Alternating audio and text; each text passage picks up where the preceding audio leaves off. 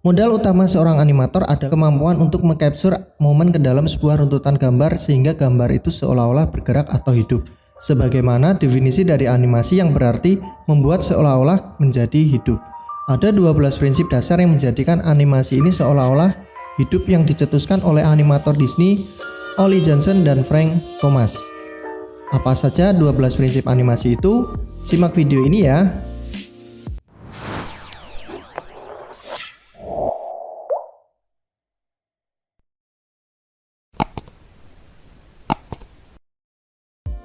Oke, assalamualaikum warahmatullahi wabarakatuh. Jumpa lagi dengan saya Pak Windra di channel Saka CPNS. Dalam kesempatan ini saya akan menyampaikan 12 prinsip dasar animasi. Nah ya, langsung saja. Yang pertama adalah solid drawing. Menggambar adalah dasar utama untuk memegang peranan yang signifikan dalam menentukan baik proses maupun hasil dari sebuah animasi. Seorang animator harus memiliki kepekaan terhadap anatomi, komposisi, berat, keseimbangan, pencahayaan sebagaimana yang dapat dilatih dalam serangkaian observasi, di mana observasi salah satunya adalah dengan cara menggambar.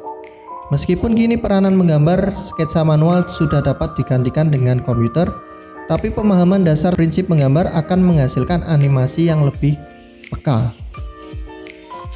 Yang kedua adalah timing and spacing.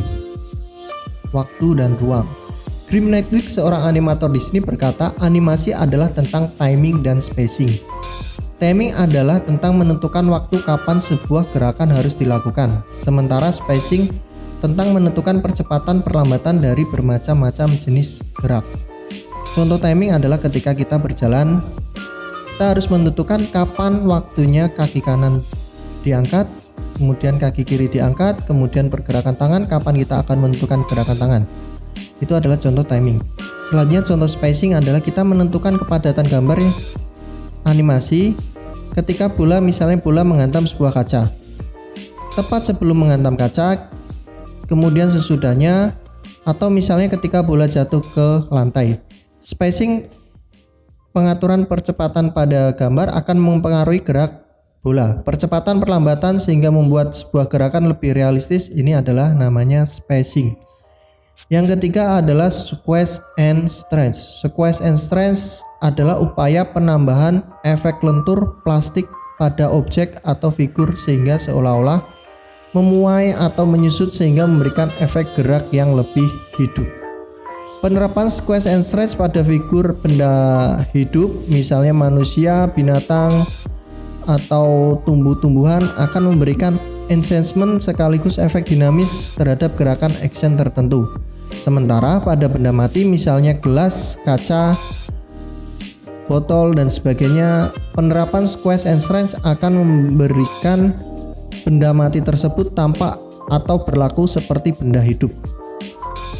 Contohnya, ketika kita melempar bola ke atas kemudian akan menyentuh tanah, maka ketika akan sampai tanah, bola tersebut yang sebelumnya berbentuk bulat, kemudian setelah sampai ke tanah akan menjadi sedikit lebih oval atau lonjong horizontal. Meskipun nyatanya bola tidak selalu demikian, hal tersebut memberikan efek dinamis dan lebih hidup. Selanjutnya adalah anticipation. Anticipation boleh juga dianggap sebagai persiapan, awalan gerak atau ancang-ancang. Seorang yang bangkit dari tempat duduk harus membungkuk badannya terlebih dahulu, kemudian sebelum benar-benar berdiri. Atau misalnya ketika orang ingin memukul bola, misalnya baseball, sebelum melakukan pemukulan bola maka harus ada namanya ancang-ancang, memposisikan diri ketika seorang tersebut ingin memukul bola. Nah, prinsip inilah yang dinamakan anticipation. Selanjutnya adalah slow in dan slow out. Sama seperti spacing, di sini kita berbicara akselerasi dan deselerasi, percepatan dan perlambatan. Slow in slow out menegaskan kembali bahwa setiap gerak memiliki percepatan dan perlambatan yang berbeda-beda. Slow in terjadi jika gerakan awal secara lambat kemudian menjadi cepat. Slow out terjadi sebuah gerakan yang relatif cepat kemudian melambat. Contohnya adalah ketika kita melempar bola ke atas. Ketika awal gerakan itu akan terjadi percepatan.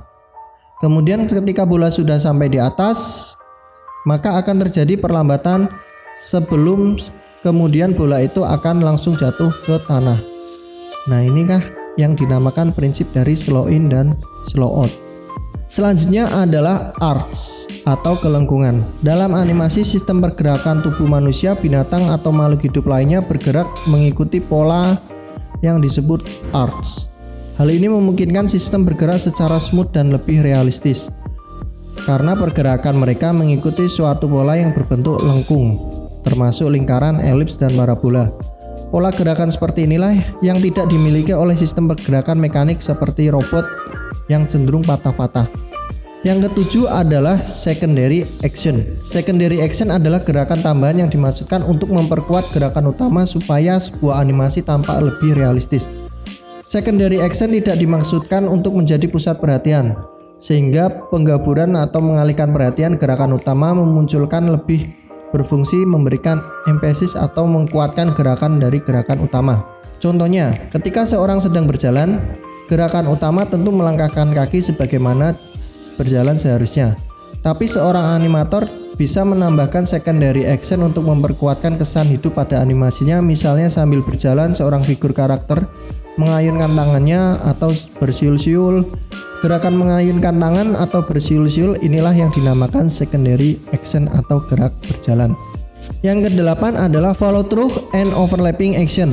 Follow through adalah tentang bagian tubuh tertentu yang tetap bergerak meskipun seseorang telah berhenti bergerak. Misalnya rambut yang akan tetap terurai bergerak ke atas ke bawah sesaat setelah berhenti berlari. Sedangkan overlapping action secara mudah bisa dianggap gerakan saling silang. Maksudnya di sini adalah gerakan yang saling mendahului atau overlapping. Contohnya adalah pergerakan tangan dan kaki ketika kita berjalan. Di sana gerakan tangan kanan dan tangan kiri akan saling mendahului, gerakan tangan dan kaki juga akan saling mendahului. Inilah yang dinamakan overlapping action. Kemudian selanjutnya strike ahead action and pose to pose action. Strike ahead action adalah membuat animasi secara seseorang animator menggambar dalam satu gambar secara satu persatu dalam frame by frame dari awal sampai selesai. Teknik ini memiliki kelebihan yaitu kualitas gambar akan lebih konsisten karena dikerjakan oleh satu orang saja. Tetapi memiliki kekurangan karena kita menggambar satu persatu dari frame per frame, maka akan lebih lama dalam pengerjaannya. Kemudian yang kedua adalah pose to pose, yaitu pembuatan seorang animasi menggambar hanya pada keyframe tertentu saja. Misalnya ketika contohnya orang berlari, maka akan dibuat ketika orang tersebut ancang-ancang, kemudian siaga, kemudian baru akan berlari. Nah, yang digambar adalah kunci dari masing-masing gerakan saja. Beda dengan tadi strike ahead action, jadi akan menggambar dalam setiap frame by frame ketika orang melakukan sebuah pergerakan. Tentu saja waktu pembuatan pose to pose akan lebih cepat, namun gerakannya akan lebih terlihat terkesan patah-patah. Berbeda dengan strike ahead action yang akan pergerakan akan terlihat lebih smooth. Yang ke-10 adalah stacking. Seperti halnya yang dikenal dalam film atau teater, stacking pada animasi meliputi bagaimana lingkungan itu dibuat untuk mendukung suasana atau mood yang ingin dicapai. Misalnya kita membuat animasi dengan tema sekolahan, maka kita akan membuat latar backgroundnya berupa sekolahan. Kemudian kalau untuk siang kita buat cahayanya seperti siang, malam seperti malam. Kemudian untuk musim hujan, kemudian sore dan sebagainya, pengaturan cahaya dan sebagainya, inilah yang dinamakan stacking. 11 adalah apel. Apel berkaitan dengan keseluruhan look atau gaya visual dalam animasi. Sebagaimana gambar menelurkan banyak gaya, animasi juga memiliki gaya yang sangat beragam. Contohnya adalah Anda tentu bisa mengidentifikasi gaya animasi buatan Jepang dengan hanya melihatnya saja. Anda juga dapat melihat kekasan animasi buatan Disney dan DreamWorks. Hal ini karena mereka memiliki apel atau gaya tertentu. Ada juga yang mendapat bahwa apel tentang pertokohan berkorelasi dengan karisma seorang karakter dalam animasi. Misalnya Shinchan. Shinchan dalam penggambarannya digambarkan dia seorang anak yang nakal, relatif nakal. Atau SpongeBob yang bisa dalam penggambarannya terlihat seperti seseorang yang lebih cenderung polos. Nah, inilah yang dikatakan atau yang disebut dengan apel. Selanjutnya yang terakhir adalah exaggeration. Exaggeration adalah upaya mendramatisir sebuah animasi dalam bentuk rekayasa gambar yang bersifat hiperbolis atau dilebih-lebihkan. Dibuat untuk menampilkan ekstremis ekspresi tertentu. Misalnya seorang yang kaget, jadi digambar seolah-olah matanya keluar, melotot dan sebagainya. Atau misalnya seorang yang marah, maka akan muncul api dalam penggambarannya. Atau misalnya kalau kalian lihat Tom and Jerry, Donald Duck dan Doraemon, pasti kalian akan sering melihatnya. Misalnya bola mata Tom and Jerry, Tom ketika melompat keluar ketika dia dikageti oleh Jerry. Atau muka Donald Duck yang berapi-api karena marah. Atau air mata Nobita yang mengalir seperti air terjun ketika dia menangis. Nah, inilah yang dinamakan exaggeration. Nah, 12 prinsip tadi adalah prinsip dasar dari animasi yang membuat animasi ini seolah-olah lebih hidup dan bergerak lebih dinamis. Oke, mungkin itu aja 12 prinsip dasar animasi. Demikian video saya. Jika ada pertanyaan silahkan kalian tulis di kolom komentar. Terima kasih atas partisipasinya. Saya Pak Wendra. Terima kasih. Wassalamualaikum warahmatullahi wabarakatuh.